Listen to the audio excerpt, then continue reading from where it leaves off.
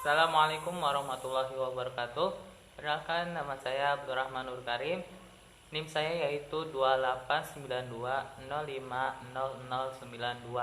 Saya dari Universitas Pancasakti Bekasi, Fakultas Ekonomi dan Bisnis, Prodi Manajemen.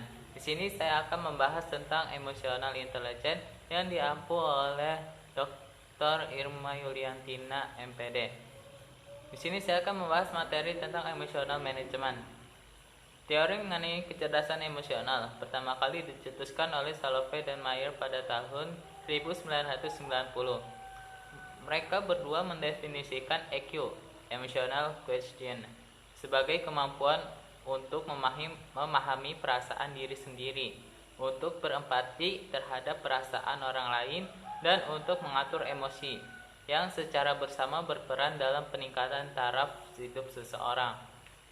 Semula ide ini hanya diperkenalkan di sekitar lingkungan pendidik saja, dan mungkin saja tetap hanya akan beredar di sekeliling tembok sekolah jika saja Daniel Goleman tidak memperkenalkan teori EQ ini dalam bukunya, yaitu Emotional Intelligence: Why It Can More Than IQ, yang terbit di tahun 1995, Mangkunegara tahun 2005. Istilah kecerdasan emosi pertama kali berasal dari konsep kecerdasan sosial yang dikemukakan oleh Tordicke pada tahun 1920 dengan membagi 3 bidang kecerdasan, yaitu kecerdasan abstrak seperti kemampuan memahami dan memanipulasi simbol, verba, dan matematika. Yang kedua yaitu kecerdasan konkret seperti kemampuan memahami dan memanipulasi objek, dan yang terakhir yaitu kecerdasan sosial seperti kemampuan berhubungan dengan orang lain. Kecerdasan sosial menurut Tordicke yang dikutip Goleman tahun 2002 adalah kemampuan untuk memahami dan mengatur orang lain untuk bertindak bijaksana dalam menjalin hubungan. Meliputi kecerdasan interpersonal dan kecerdasan intrapersonal. Kecerdasan interpersonal adalah kecerdasan untuk kemampuan untuk memahami orang lain. Sedangkan kecerdasan intrapersonal adalah kemampuan mengolah diri sendiri. Mangkunegara tahun 2005. Salovey dan Mayer mendefinisikan kecerdasan emosi atau yang sering disebut EQ sebagai himpunan bagian dari kecerdasan sosial yang melibatkan kemampuan memantau perasaan sosial yang melibatkan kemampuan pada orang lain, memilah-milah semuanya dan menggunakan informasi ini untuk membimbing pikiran dan tindakan.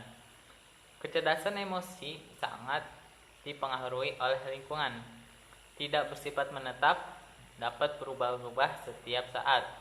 Untuk itu, peranan lingkungan, terutama orang tua pada masa kanak-kanak, sangat mempengaruhi dalam pembentukan kecerdasan emosional. Keterampilan EQ bukanlah lawan keterampilan IQ atau keterampilan kognitif. Namun, keduanya berinteraksi secara dinamis, baik pada tingkatan konseptual maupun di dunia nyata. Selain itu, EQ tidak begitu dipengaruhi oleh faktor keturunan. Menurut Goleman tahun 2002, kecerdasan emosional adalah kemampuan seseorang untuk mengatur kehidupan emosinya dengan intelijen, to manage emotional life with intelligence, menjaga keselarasan emosi dan pengungkapannya melalui keterampilan kecerdasan diri, pengendalian diri, motivasi diri, empati, dan keterampilan sosial.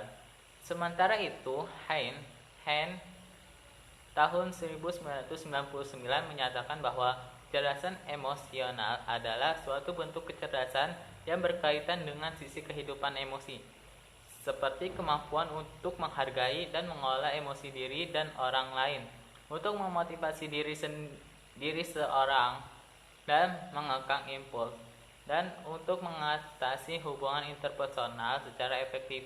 Didasari pemikiran Goleman tersebut, Hein menyatakan komponen-komponen utama dalam kecerdasan emosional adalah: 1.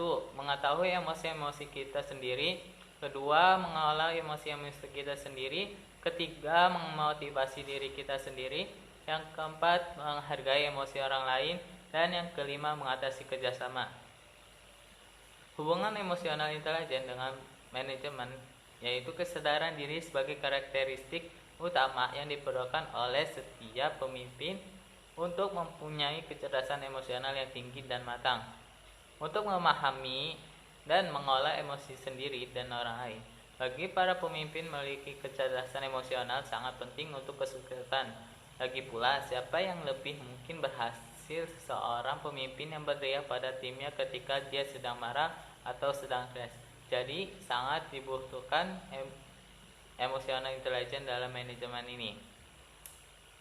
Sekian itu saja yang dapat saya sampaikan. Mohon maaf apabila dalam penerangannya terlalu kecepatan dan apabila dalam penjelasan ini terlalu terbata-bata maupun ada kata yang salah atau yang kurang berkenan di hati kalian, saya mohon maaf karena saya juga masih tahap belajar. Dan saya akhiri.